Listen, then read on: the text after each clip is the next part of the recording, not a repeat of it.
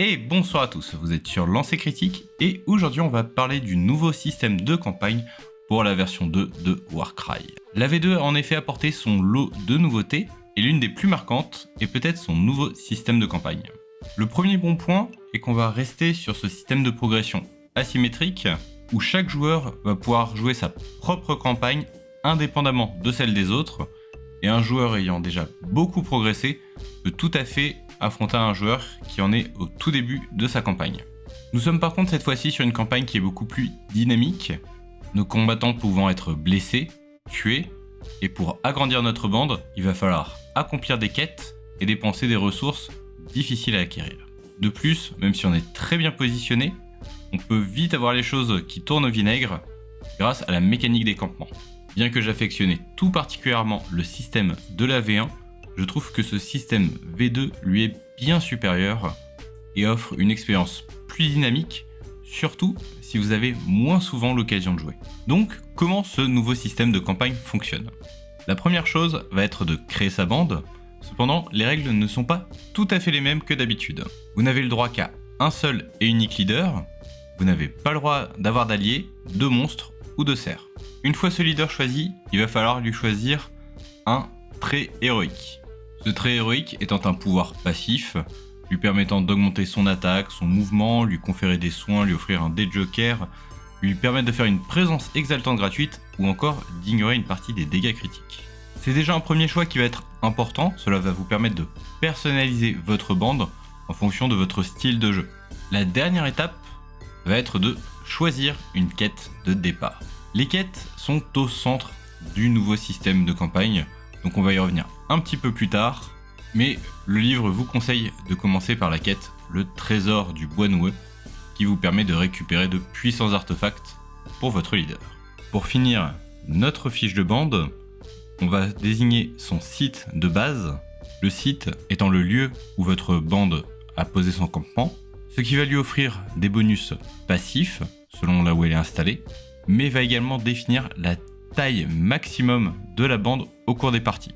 C'est donc un élément extrêmement important du jeu, car cela va vous permettre de jouer plus de points sur le champ de bataille selon là où vous êtes. On va également calculer la réputation de notre bande, la réputation étant une valeur basée sur le nombre de héros qu'on a à notre disposition, les artefacts magiques que l'on a, ainsi que les traits héroïques de nos héros.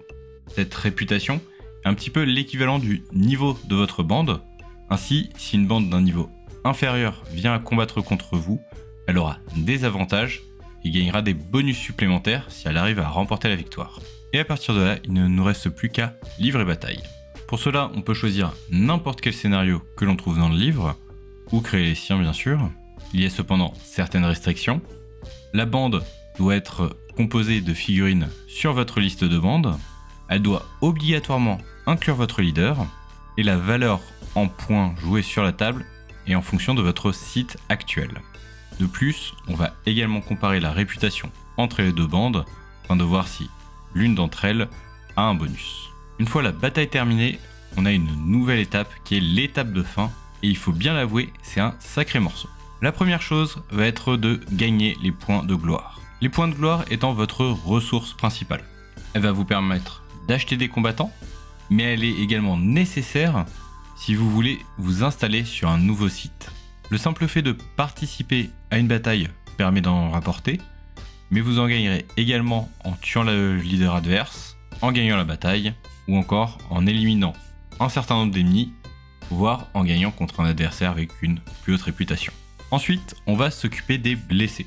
Si une figurine a été mise hors de combat à un moment quelconque de la bataille, et c'est une précision importante pour ceux qui jouent notamment les factions de la mort, on peut ramener des combattants à la vie, le combattant est exposé à un trauma, et on va donc faire un jet pour savoir comment il se remet du combat.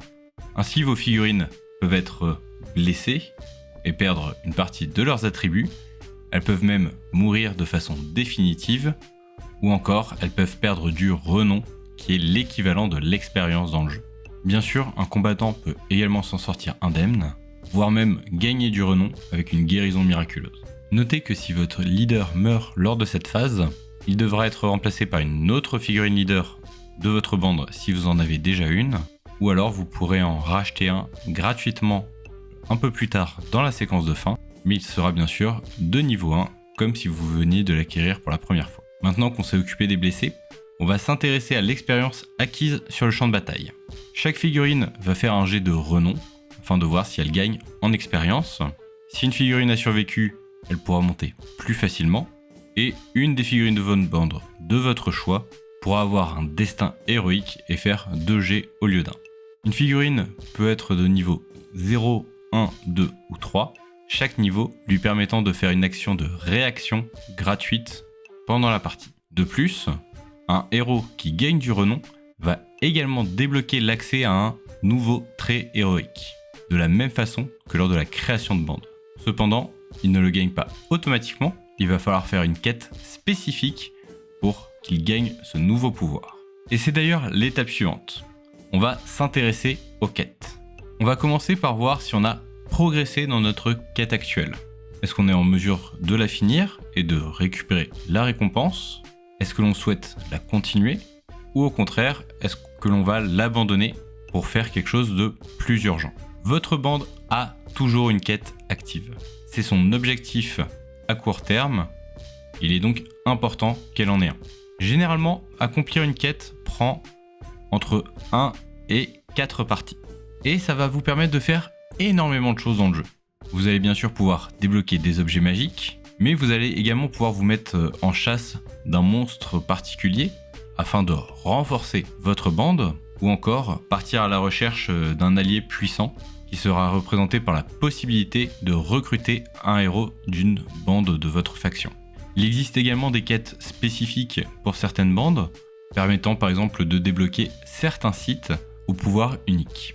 Bien sûr, si les choses ont affreusement mal tourné, vous pouvez abandonner votre quête en cours pour par exemple vous mettre en quête de renom et vous refaire une trésorerie correcte. L'étape suivante est un petit peu particulière, ça va être l'étape de détacher des combattants.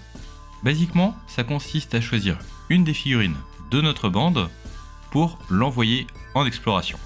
Bien sûr, ce n'est pas sans risque, la figurine peut subir un trauma et même mourir, mais cela va permettre de progresser dans votre quête, trouver des artefacts ou encore de nouveaux sites pour vous déplacer.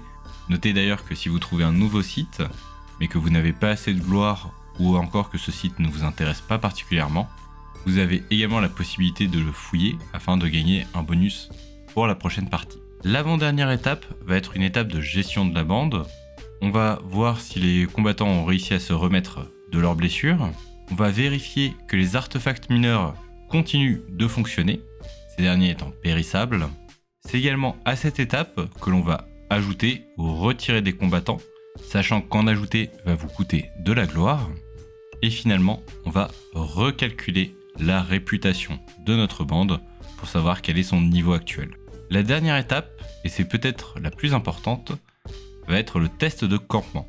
On va lancer 2 dés, et pour chaque dé qui va faire 1, la situation de notre camp va se dégrader. Si c'est notre premier 1, le camp est menacé. C'est le premier signe qu'il va falloir penser à se déplacer rapidement, car si on en obtient un second, le campement devient compromis. Le site perd alors tous ses bonus, et la taille de la bande est limitée à 950 points. Finalement, en dehors de l'étape de fin, ce n'est pas extrêmement compliqué de faire une campagne Warcry, surtout que vous pouvez jouer sans que tout le monde soit présent à toutes les parties, et il y a une véritable dimension stratégique grâce à la mécanique des quêtes, car il va vraiment falloir choisir vos priorités, car vous risquez de vous retrouver sans ressources, avec tout un tas de combattants blessés, si vous êtes un petit peu trop gourmand. Notez d'ailleurs qu'il est toujours possible de fuir le champ de bataille, auquel cas les combattants qui ont fui ne feront pas de jet de trauma, mais seront considérés comme vaincus par leur adversaire. J'espère que vous y voyez à présent un petit peu plus clair sur le nouveau système de campagne de Warcry. Pour ma part, je vous dis à la semaine prochaine. Merci à tous ceux qui m'ont suivi, merci tout particulièrement à mes tipeurs. Tout sweet!